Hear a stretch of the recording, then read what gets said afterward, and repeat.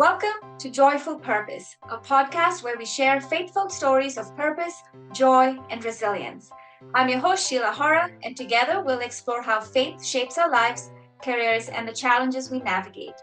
Each episode, we sit down with incredible guests who are walking in faith, pursuing their calling, and making an impact. Today, I'm so excited to welcome Katie. After many years wondering what talents God granted her, Katie discovered it is and always has been centered around people. After graduating from the University of the Pacific with a Bachelor's of Science in Business Administration, with a concentration in marketing and minor in studio art, she found a career completely off her radar in human resources. She seemingly fell into this discipline by mistake when Google reached out about a recruiting job. But now she understands it was God guiding her to an immensely rewarding career serving people. From there, Katie entered the Silicon Valley's fast-paced startup world, where she has consistently supported the people behind the technology through building human-centric organizations, what she fondly calls as people success.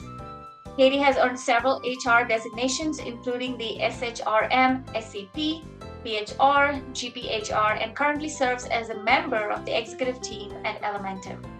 When not attending church functions, supporting her daughter's classical Christian school, or chasing her 3 children, she is often found at the barn, perfecting the art of keeping a horse between her and the ground. Katie and I met because our daughters go to the same school, and over time I've come to admire her fashionable, authentic, and ambitious spirit. Yet what stands out most is that everything she does is rooted in faith and God's purpose. She's a woman who pursues excellence, not just in her career, but in the way she serves people and lives out her calling. Welcome, Katie. How are you doing today? Thank you. It's an honor to be here. I'm good. Thank you for making this happen. I'm so excited to have this conversation with you. I want to jump into your faith journey. Faith is such a personal journey, and everyone's path to Christ is different. Can you share how you first came to faith? Yeah, so I actually am lucky enough that I was born into a Christian family. So I don't have one of those conversion moments that's like, dramatic and exciting. I just have slowly always been discovering new ways that God has been important in my life. So I would say it's a number of different experiences, but I would say probably there's a couple that stand out to me as ways that God has touched my life. The first being when I was, I think in 5th grade, I must have been around 10 years old. You read the Bible and you hear in the Old Testament, especially, all the times that God speaks to his people. And it's like, you can hear him. He's there, right? And I, for some reason, decided in my head, like, God needs to talk to me too. So I had in my mind, like, I was praying every night. I'm like, God, I want you to talk to me. Like, I actually want to hear your voice. I want you to talk to me just the way you did to Moses and to all the Old Testament characters. And I remember, just waiting. I just knew he was going to talk to me. And I walked into the kitchen one day. My mom was making dinner, and she would always have Christian radio on, and there'd be pastors talking, or there'd be Christian music, whatever. And so I walked in, and she was listening to a sermon, and the pastor was talking to his congregants and saying, I walked in just for this sentence. I'm not kidding you. He's like, and you think God's going to talk to you out loud? Like, what are you thinking? That's not how this works. And he explained how God talks to people through other people, through, things that happen and circumstances that do or do not work out. And I literally froze in my steps, and I get goosebumps thinking about it now. That was God answering my prayer and talking to me, but not in the childish kind of just way that I had decided he should talk to me. So that's one of those moments where God was so real to me growing up. And there's a variety of other ones. That's kind of a silly, kind of memorable, fond memory I have, but he's been with me through so many different things. With my dad's diagnosis of cancer, both my parents dying at an early age for myself, from, moving out from California to Colorado. There's just so many different ways that he's shown up in a very tangible way that I am thankful for. And so it just grows my faith every time. Incredible. Thank you for sharing. what I heard was you being obedient and you seeking God through every experience you've had. The extraordinary moments that make up our faith journey, but it's amazing to hear this simplistic, ordinary steps that you took to seek God, which is incredible.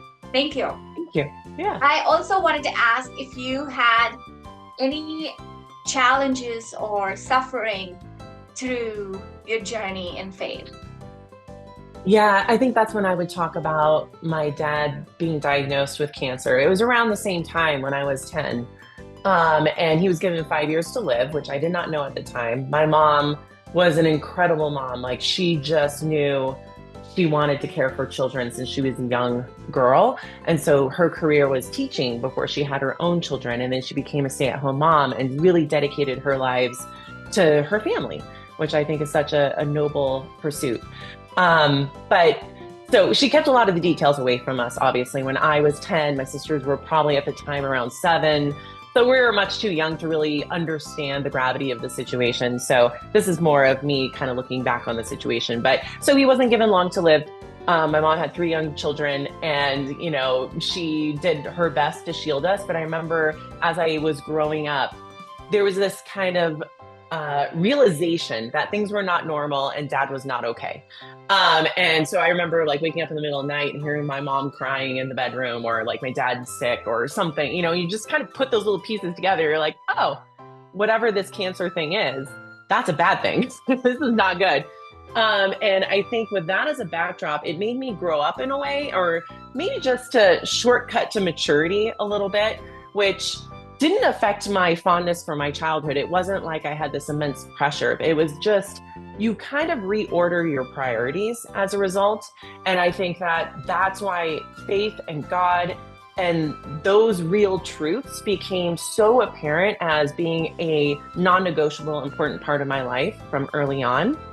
And, you know, and then as I mentioned, God was so good to our family throughout all of these difficulties. Through all of this, I would say my parents' faith was strengthened. At the time, we were Catholic. I grew up Catholic. I'm half Italian, 2 Italian grandmothers. It was not a choice. That's just like we all were Catholic, right? And I think as my mom started seeking God more, especially through a program called BSF, Bible Study Fellowship, they run Bible studies that are so incredibly well organized, very biblically sound. She learned so much about Jesus in that process of going to these BSF meetings, and then pulled my dad into going. And the two of them really realized, hey, you know, and this is not meant to be disparaging to any of your listeners who may be Catholic. I have so much respect for the Catholic faith and how they show up to protect unborn children and the godly definition of marriage and all these other things. So that's all as an aside. But in our lives, there was a richness of this relationship with Jesus that was not there, and that we found. And my parents realized, okay, we're going to have to go to a new church. We want to like make this more of a priority in our lives. And it really did change the trajectory for our whole family. And so something as devastating as cancer and something as difficult as, you know, a terminal illness, my dad even looked back on it. He was thankful for it. He was like, you know, cancer was an education and the tuition is very high, but it is something that I never would have wished upon myself, but I am so thankful that we went through this, because it did bring us into a closer relationship as a family with Jesus and understanding the importance of a relationship with him. So I guess one of the things I've learned growing up with that as a backdrop is that, you know, life is hard sometimes and we don't understand the big picture, but you can always trust in God having a plan, and that his plan is good and it's for your good. And so as much as you might be in the middle of it and not understand how this possibly could work out to be something favorable for you, that's where I've learned to grow this muscle of letting go. Because as much as I can worry about the details, when you're in the middle of it, you can't see what comes next around the corner. And that's what God does see. And he knows how to use any circumstances, even of a fallen world, to glorify him and to be good for his children. So Yeah, that's probably like the toughest thing that was a constant growing up. And I am happy to say my dad actually lived for 21 years, not 5 years. I had him throughout my young childhood, as I did have my mom as well. And so, God is Praise good. He God. provided for us. Yeah, Yeah. that's amazing. Your story is so powerful. We all are good people innately, but the missing connection is us accepting Jesus as our Savior, right? And having that relationship with Jesus. Thank you for sharing that. Was there ever any doubt in your faith journey? I am a very stubborn and loyal person to a fault. Like, it doesn't always serve me well, but in this case, it has served me very well. I have never once doubted that God is real, that Jesus came and died for our sins, that now I am a child of God because of his sacrifice, and I have heaven to look forward to. And I think that as I've seen God move in my life, I've only become more certain of those facts. Now, that doesn't mean I was always a perfect Christian and I had the perfect upbringing. I mean, there's definitely in the college years, I stopped going to church because I didn't have a car and all the excuses, right? I could have made it happen, of course. But, and then you're kind of just serving yourself instead of putting God first. I am thankful that I still was able, like, I never once doubted he was important. It was almost like this, again, childlike idea of like, oh, well, I'll just make sure that's a priority later. And I look back and I regret that. He should have been a priority the entire time. But, again, no one's perfect, as you mentioned. The only people that get into heaven are forgiven people. And so, it's one of those things where you learn and you do better. And he is a priority in my life today, thankfully. And I'm glad that a lot of people lose their faith in college. That was never the case. And that I don't feel like that was a risk because there was nothing that made me question my faith. You spoke about the big experiences with your faith journey. Let's talk about everyday faith. I know you're a mom, you are a wife, you lead a team. I'm sure there are times when your patience is tested or when something just doesn't go how you want it to go. How do you show up? Because you have Jesus in you in those moments. Yeah, that's a good question. It's hard sometimes when you are the center of all demands, right? And I would say even having my third child was something that has really increased that. I love Josie so much. She's amazing. She's 18 months and she needs me very much so sometimes. I also have a sweet, sensitive 4-year-old and she needs me sometimes. And I have an older daughter who also needs me. Then the team, then everything. And sometimes it's okay because I can stagger the needs so that I can be there for everyone. But when it all hits at once, that's where it can feel extremely overwhelming. And so you just have to let go of perfectionism. And I am a perfectionist, so I do like to do things well. And I've learned over time that although that could be a good quality for, good work product and showing up and trying your best, like those things are important, always trying to measure yourself against perfection is a failing endeavor. And so I've learned over the years to be okay with saying, hey, I'm just going to do the best I can.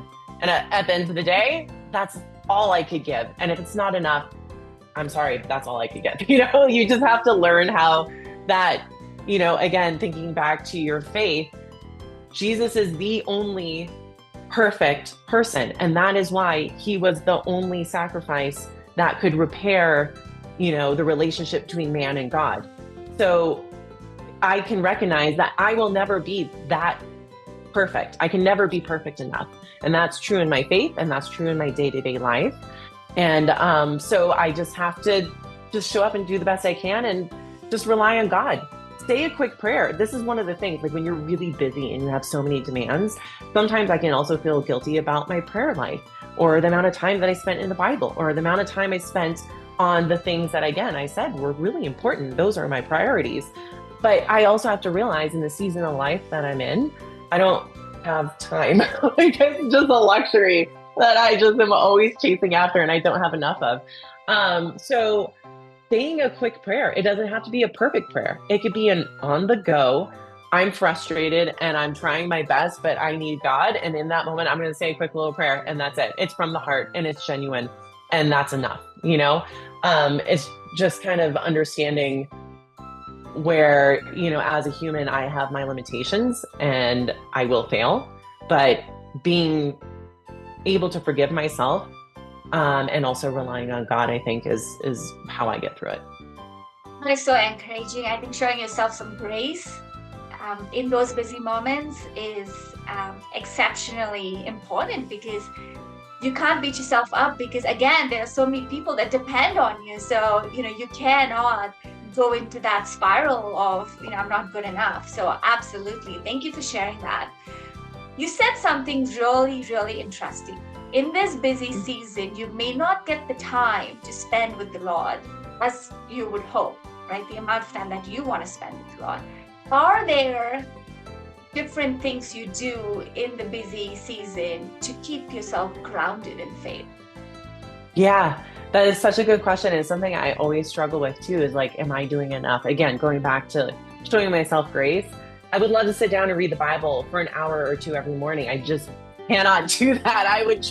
I tried it at nighttime and I fall asleep. I try it in the morning and I'm interrupted 15 times and I get like 2 paragraphs. So I've learned to just find the places I can put that in, but also still be doing the things I need to do. And a great way to do that is through podcasts, for example. So one of my favorite podcasts is called Relatable by Ali Beth Stuckey. And she talks about cultural and political and faith-based topics from a biblical point of view. And I just find that so edifying. I love her content because it is always teaching me something about God, connecting something that's happening to God. So I'll listen to that. Or I'll listen to the 10-minute Bible hour. And that's just like a 10-minute quick, punchy review of, I'm going through Matthew right now. And so it will be, okay, I'm not opening the Bible and I can't sit down and in quiet read it, but I can listen to it while I'm putting on makeup or changing a diaper or whatever it is that I'm doing in that moment. So I'm finding ways to layer God into my day-to-day life.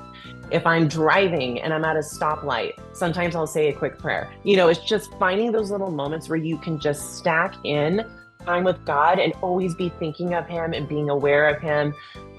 Friendships that I have with other faith-based people like yourself, that's always really great too, because then, I'm, socializing and building community. And then we also end up sometimes talking about faith-based topics that are also really encouraging and helpful. Just finding, again, just living life with God. And when you live life with God, life is going to happen, but you always find a way to include him and have him there. I think that's important. And always just trying to do better, I guess, too, is another thing. Awesome. Thank you for sharing that. My time that I get, again, in this season of life is a top 15, 30 minutes, uninterrupted. I've tried to beat my youngest clock. He somehow manages to wake up earlier than me. Again, in the night, you're just so tired. You just like, okay, I read this 5 times. I still cannot comprehend this, even though I've read this book before. It's not like I haven't read that. It's not, I cannot comprehend. It's not processing. Might as well go to sleep at that point. So thank you for sharing that. That is so powerful, especially for the moms that might be struggling, are in that phase right now. It's incredible. I have another little thing that has really been, it's something I used to beat myself up about and that I feel so much better about, is I usually will pray at the end of the day, because that's when I actually do have quiet. And that's when I do have time. But I'm so tired, like you're saying, because you're up in the middle of the night and then you have work and, then meals and all this kind of stuff. And so by the time you get to bedtime, it's as I'm falling asleep. But I was listening to an interview, and it was someone who wrote a book, and I wish I could remember what it's called, but it was about prayer. And it talked about how, if you fall asleep in the middle of your prayer, which I always would feel bad, like I haven't finished talking to God. Oh no, I fell asleep. But then they were saying, well, isn't that sleep a blessing? God is giving you the blessing of sleep. Like that's a good thing. You're falling asleep while talking to him. Why is that bad? And it was, again, one of those moments where it's something that I had internally thought a lot about, And then all of a sudden I'm listening to something that is answering directly this concern I have, which was amazing. So again, another way that God's speaking to me, it's okay. Like, just spend the time with me. If you fall asleep and you can't finish your sentence, it's okay. You could get back to that tomorrow. But I just think that's another area where, as a busy mom, sometimes you don't have time. Like, falling asleep while you're praying used to be something I felt really guilty about. Now I feel it's a blessing. So maybe that helps someone else to hear the same thing. Thank you for sharing that. And the funny thing is, God already knows what you're thinking, right? I know. He knows everything. So such an incredible visual to see, how God blesses us with sleep. He is with us in that moment. And he's saying, rest, because rest is equally important. As a working mother, has faith helped you make a tough decision or give you peace, either at work or at home or any decision that you've made recently? Yeah. Or not recently? I have a recent one. Actually, it's one that I've had to deal with multiple times now. And as a working mom, I think it's important for everyone to know I can't do it all by myself, right? I need help. I have a very supportive husband. I have a nanny who comes and helps watch the kids while I'm working. I could not work if I did not have that support system. And so one of the most stressful things is when you have to change nannies. They leave, they're moving out of state, whatever the case is. I've had to do this multiple times. So this happened recently within the last month, but it's something I've had to do multiple times. Picking out someone to watch your children is so scary because they are the most precious, I would say but people, they're the most precious thing in my life, I guess is how I would say it. And to turn over the reins to somebody you don't know is scary. And I wish I had family nearby to help. I don't. So we have to go the nanny route, and that's fine. Interviewing people and trying to pick someone out, it can cause anxiety. And again, I've kind of learned to do this purposefully. It is not something that comes naturally to me at all. And I think it's important to know that because I've listened to people before who talk about trusting in God and letting things go, and they make it sound so easy. It is not easy to do when it's a high stakes decision, right? And so I really learned to exercise that muscle to like I feel myself worrying about it. I feel the anxiety building. No, I am not going to worry about this. God loves my children even more than I do. He will provide the right person. And so I have to give this, story to you as a testament to just his goodness and his grace in moments like this. So I was like, I will be obedient. I will let go. I'm not going to worry about this because God will show up and he will provide. Well, thankfully he did, because I posted a nanny job and I interviewed people all week. And so that was on a Saturday. The following Saturday, my top candidate I loved the most came, interviewed, accepted an offer, and she started on Monday, which was my first day of not having any child support. And so it was really scary. It was a really busy week for me. We're doing performance reviews. I'm in HR. So there's like a lot of work and effort behind that cycle that happens in our company. And it was like the most busy week with all these extra meetings, and I had to show up and lead things. If I did not have child support, I would have been in trouble. So I was so thankful that he provided. I just had to trust in him. And it's not always going to work out that way. And I know that too. So I wasn't planning like, oh God, I know you're going to show up and Monday will be fine. I wasn't going to dictate how he solved the problem. I was just going to surrender to him and let him help me through it. And if she wasn't going to start on Monday, I was certain he would have helped me through a difficult week. And there would be grace that would be provided in another way that I wasn't expecting. So I think that would be one of the most recent stressful situations where I had to really practice that letting it go and trusting in him. And happily, I can report back that it was great. It worked out great. Incredible how God shows up differently to each of us in the way we need him to, right? Every one of us is uniquely made, and he shows up uniquely different for each of us in the way we need him. I actually wanted to, again, double click on something you said. As a working mom, you rely on the help that your nanny gives you. And you have a very supportive husband who I've met. And most moms, I think, feel guilty about that decision. Did Yeah. you ever feel that? How did you surrender yourself?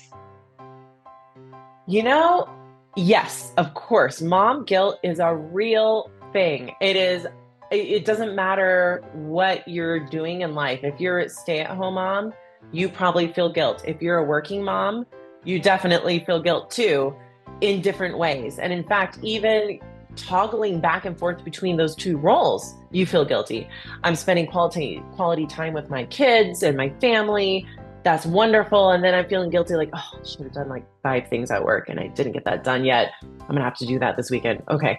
And then equally, then I'm spending some extra time working, or I'm, just basic 9 to 5 working even. And I'm feeling guilty because I would like to spend time with my children. And I don't want to be that parent that's like, I don't know if you saw this movie growing up, but I definitely am an 80s, 90s child.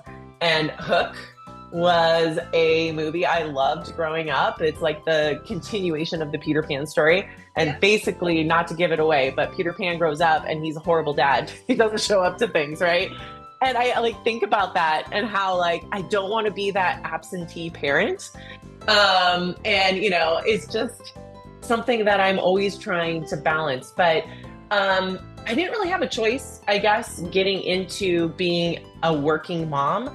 I had planned to be a stay-at-home mom, like my mom was, and a lot of my family was. And that was my goal. That's what I was going to do. But living in the San Francisco Bay Area is expensive. And most people, myself included, cannot afford to be a one-income family. So we both have full-time jobs, my husband and I. God's really blessed my career. And I do feel that he's called me to play this role of a working mom. So I'm figuring it out every day. And that guilt is something that, again, I just have to extend grace to myself that as long as I feel like I'm along God's will, that I'm doing what he has planned for me and I'm becoming the person he wants me to become, then I can take peace in the fact that it's okay. And it makes me think of the Proverbs woman who, work is a good thing. In the Bible, work is seen as good. And I think that's one of the ways that I kind of help myself feel better about the fact that I am going to juggle both of these roles. And then God provides the people to help. I do feel like this is something that is what I'm supposed to be doing. So I'm going to do it to the best of my ability, both of those roles and the juggling and everything required until he calls me in a different direction. And that will be okay too. We're going to jump into our next segment. It's a Would You Rather segment. So this is something that you should not overthink. Answer the first thing that comes to your mind. Okay, so would you rather spend a day serving alongside Ruth or learning from Esther? Esther. Why? This is where I can answer quick. It's like verbalizing why. That's the tricky part. I think because she demonstrated such faith. Not that Ruth didn't, but I mean, that's the story that I guess really stands out to me of someone risking it all to stand up in faith for what she believes. And as I have grown up, I've found like that's important to me is to not, bump people over the head with the Bible, because that doesn't seem to work very well. But more of like just showing up and standing for what you believe in. And that is something that I think Esther really embodies well. And it would be really interesting to learn more from her on how she did that and how she thinks through those challenges and how her faith is strengthened as a result. So I think that would be who I would gravitate to. Would you rather live in a time of biblical miracles or see modern day revival firsthand? That's a good one. Biblical miracles, because I told you ever since I was a kid, I was like, the Old Testament is so fantastical. And I think that's something that like people grow up with the Bible and it's kind of like, it's just, the Bible, and that's what happens in the Bible. If you stop and think about it, like even something as well known as the Red Sea parting for the Israelites to cross the Red Sea. Can you imagine like a wall of water with sea animals, wet sand below you that has never seen the daylight before, and like how incredible that would be? The presence of God in the fire and the wind, like burning bush, like all those things. I just think that would be amazing to see those stories in real life. So to me, I want both of those things, but also I guess I would gravitate to the biblical miracles. So interesting, because when you talk about the Old Testament God, people are usually afraid of the Old Testament God. Like, he brought down destruction on non-believers. But it's so interesting for you to talk about or being excited about the Old Testament miracles, which is amazing. Thank you for your perspective on that. It's refreshing. Okay, would you have dinner with Jesus on earth or spend an hour in heaven getting all your faith questions answered? Okay. Jesus on earth, because I really want to get all my answers in heaven, but I know I will someday. Jesus on earth is something that I would not get otherwise. So that's one thing. The other thing is going to heaven ahead of my time. I think that would be hard. And I know John did that, and Revelation is amazing. And I'm thankful for all that he told us about heaven there. But also I'm doing a Bible study right now on Revelation, and it's so crazy. Like, that to me is scarier than the Old Testament. Okay. Like, I actually saw this recently. A pastor in Texas was doing a sermon on angels, and everybody talks about, oh, I want to see angels. And you think of like Cupid or like these beautiful beings in like white robes. He's like, do you want to hear how they describe them in Revelation? It's like all the eyes everywhere, multiple wings, and the like wings covering their face. And like, they sound so scary. And in fact, that's why perhaps every time an angel shows up, their first words are like, do not fear, because it's like fear invoking. So like a little part of me is like, I don't know that I, as a human, can handle that. I will be ready for it when I, cross over to the other side, and that will be fine. But, I'll take Jesus. That to me seems like a safer bet. And I think also, one of the things I always think about is when we go to heaven, I don't think we'll have any questions. Yeah, exactly. And like, I don't know that we'll care. I have some questions, I will say, but then by the time I get up there, it's not going to matter as much as what is going on up there. I don't know. I kind of think about that sometimes too. Although I do want to know why kids have to teeth. Like, why are there not little slits there where the teeth can come up and nobody has to like lose a night of sleep? I would like to know the answer to that question. I'm also in the middle of that right now, so if you can't tell. I heard a wise woman say that it is the preparation. If you've ever gone to a dentist, it is the hardest doctor appointment for me, for my kids, for anyone. I think it's just the hardest. I think the teething is just the first step in preparing them for that, I think. I don't know. An ongoing challenge. Yeah, that's a good point. Exactly, yeah. Would you rather have a lifetime of family game nights or a lifetime of uninterrupted morning quiet time? You know what? I think about this a lot, actually. When I am just like overwhelmed with the noise and the chaos and like what's happening, I think about how much I will miss that when it goes away. So as much as I would right now sometimes think that the mornings, quiet mornings would be lovely, it's because I don't have that. But when I do have that, I'm going to miss the, loud family moments.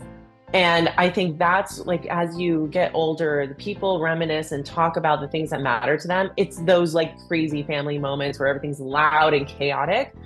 So I'm going to go with family game nights, because then I'll have less, regrets, and I'll have fond memories and all that. And I'll have plenty of quiet time later. So yeah, I don't know. I just signed up for more chaos. I don't know how I feel about that. Always a gift to have noise in the house.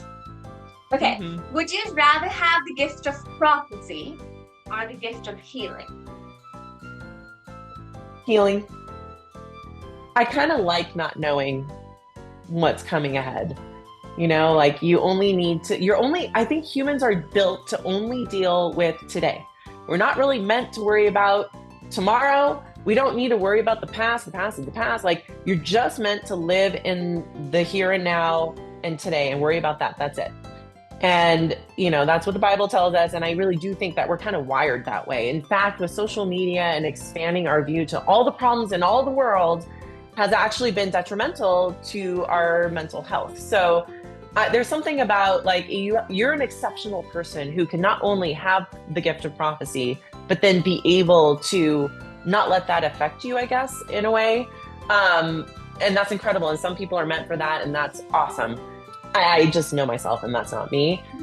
But I would love the idea of being able to help heal people, especially with my background of like my dad's situation and seeing how important health is to people. You cannot be your best. You cannot be the best mom or family member you can be, and you cannot be the best worker you can be. You cannot enjoy life the way that you would like to if you're not healthy. And so to be able to help people feel better and give them that gift, I absolutely 100% would love to do that. Awesome. We're going to jump into the next segment. This is about encouraging our listeners. What is the one piece of advice you would give someone struggling to find their purpose in faith? Be patient. I was there. I think we all are, right? We're not born knowing our purpose on this earth. Most of us anyway. I mean, maybe there's a few, and I congratulate you. I was not that person though. And I would hear like God gives us all gifts and we're meant to use them to glorify him.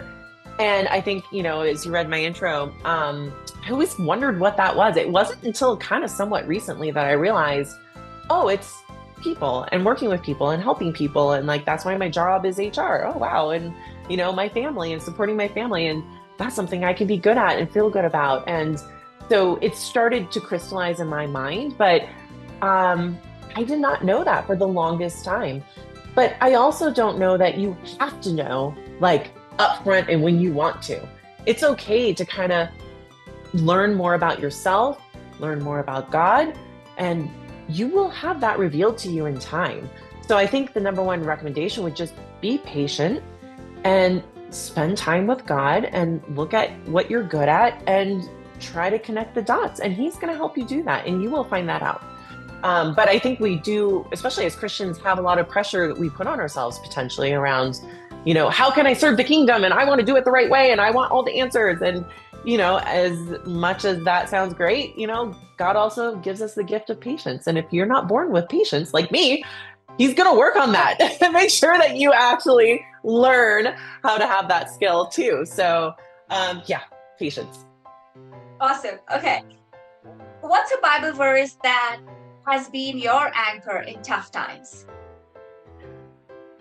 Psalm 23. I know it's like classic and everybody loves it. It's fine. It's really cute. So the school that our daughters go to, they learn a lot of Bible verses in kindergarten. And I remember when my oldest came home and she had memorized the whole Psalm 23. And she was so proud of herself. And then I told her it was my favorite. And then she got me for Mother's Day, Psalm 23 on a coaster. And I have it with me at all times. And I just find so much comfort in it. And I know maybe if there's some other unique part of the Bible, it has something else. Like there's so many good parts of the Bible. I mean, the whole thing is good, right? By definition, God is good. It is all good. But this is the piece that just speaks to me the most. And whenever I'm feeling anxious or worried or overwhelmed, thinking of this verse will always bring me peace. And that's something that I appreciate. Especially when I first was promoted into a board-facing role where I would go to the board of directors for my company and I do comp committee there. I would get stressed. These are high-profile people you read about in the news that are now going to be listening to me talk. And like, I'm supposed to convince them of things. Like, how is that going to work? And I remember like that Psalm 23, like before getting up and going to those meetings, I would say that if my children are sick and I'm really worried about what it can be, Psalm 23.